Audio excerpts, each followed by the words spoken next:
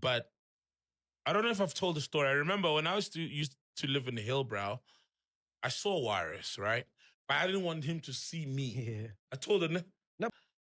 That's when I knew he's into security. So as soon as I heard this, and I was like, it must be something to do with that world, you know? Warras was also very familiar with a lot of characters. I remember we were talking. MacG took a moment to speak on something very heavy, the passing of DJ Warras. And this wasn't, the ordinary gossip of MacG, for views or headlines. This was about loss because, as we all know, DJ Warras has always been a friend of the show, has hosted the show when MacG was not there, at some point. And yeah, this is what he had to say. Oh, man. Where were you when you heard DJ Warras passed away, man? Where were you? DJ Warras passed away. I was driving to a shop, to a store. That sells. You shared it on the group. Household stuff. That's how I heard it. I heard it from you. Yeah, you heard it from me. Yeah. From household stuff. I was going to get some household stuff in December. Yeah. And then Nzimande called me. Nzimande? Wandi. Yeah, Wandi C called me. He didn't call me. Yeah. I'm in his chats now. Yeah. December. 16th December. Yo, Saul, is it true about Warras? And then I called him immediately. We were on a 7 minutes voice note. Damn. And call, and he told me, no, he heard Warras got shot in Jersey. Yeah. And then I immediately searched Warras. And at that time, there were like 2 tweets, right? And then one of them was by this guy called Nichols, a random, I don't know him. Hey, DJ Warras, this country, ne? And then underneath, DJ Fresh, commented with a broken heart and like, emojis. And then Zali Nglabi was like, this is terrible news. I know Zali, business guy from the East Rand. So that's when I knew this could be possibly true. And then by this time, I just arrived outside the parking at the store. I called Warras' phone, I remember. Hey, I called Warras' phone and someone picked up. A lady picked up, right? But now, obviously, I've heard what I heard, and I'm trying to pick up any tones in her voice. Yeah, And no, wrong number. But to me, it doesn't strike me. Warras didn't strike me as those guys with 2 number situations where. When news broke about DJ Warras passing, the industry went quiet. Everyone was sad. There were no debates. There were no jokes. It was just shock. MacG acknowledged that particular feeling when he spoke about this particular topic, that moment where you realize how fragile life really is, especially in the entertainment industry, man. The number is for WhatsApp, but it's not ringing. Because I'd literally spoken to Warras. I speak to Warras, And I was like, okay, that's weird. But I was also thinking, and then I actually asked Fresh himself. Oh, yeah. And then I asked Fresh. I asked Fresh, I'm like, fam, is this true? And I sent him the screenshot of the response of the reply of that tweet by him. And then he's like, yep, it's true. And then he sent me this voice note. But I don't want to play it because I think it's inaccurate a bit. Yeah. It's inaccurate, but it was a voice note of someone. And sounded very like someone who lives in Jersey. So it sounded Zimbabwean. About the whole stolen building situations, etc. So that's what happened, man. That's where I was. I was being a dad, going around, getting some household stuff. And yeah, man, I heard. And when I did, totally shocked and shattered. But I don't know if I've told the story. I remember when I used to live in Hillbrow, I saw Warras, right? But I didn't want him to see me. Yeah. I told him.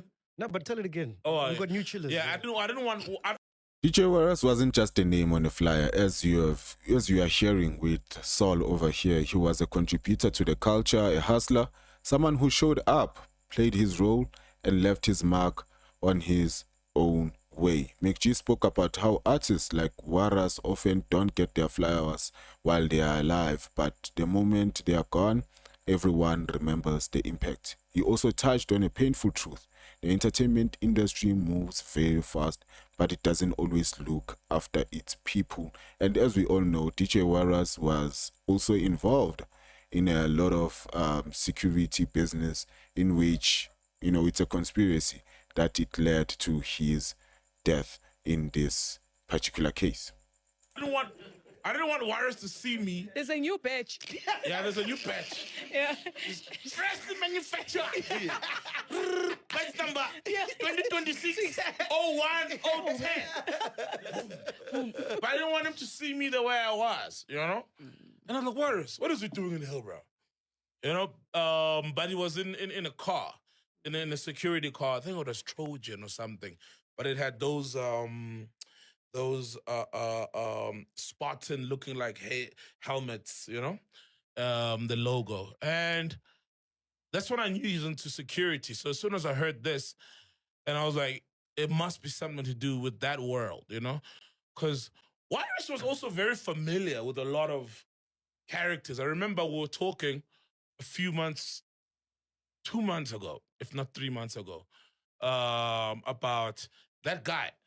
Who borrowed Spear, who lent out his car to General Spear, that bulletproof car. The guy, Sharnik, what Stuart Sharnik, Okay. with all the stolen vehicle cases, etc. And we're talking about him, and I was like, "Yo, bro, what's up with this guy?" Because I know he's from KZN as well. Then he was telling me, like, "Yo," so I've asked around. This is this guy, And then he'd made a reference as to who he's like from the Godfather movie.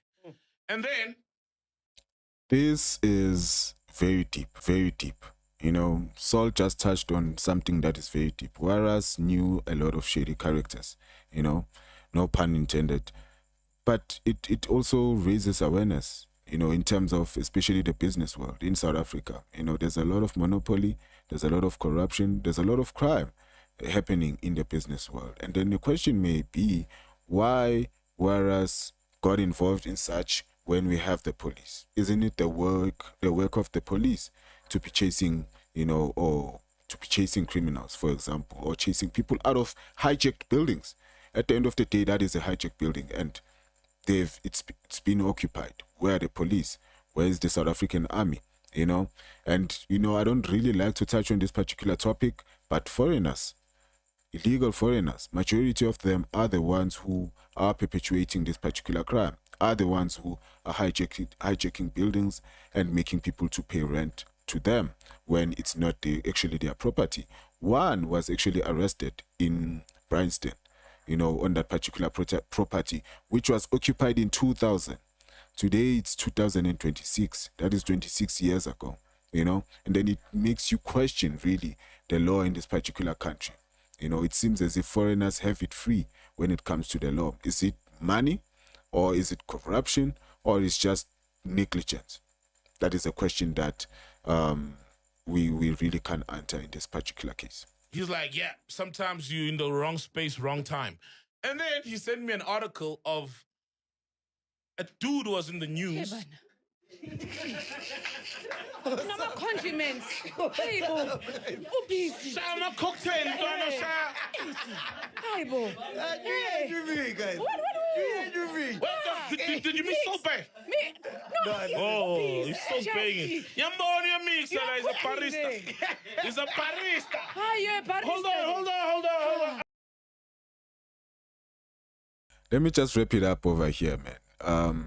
The issue of Warras is very deep. I don't want to push a lot of conspiracies, but then obviously I think it's very clear that it was, the business that he was in, which was security. Tell me what you think in the comment section.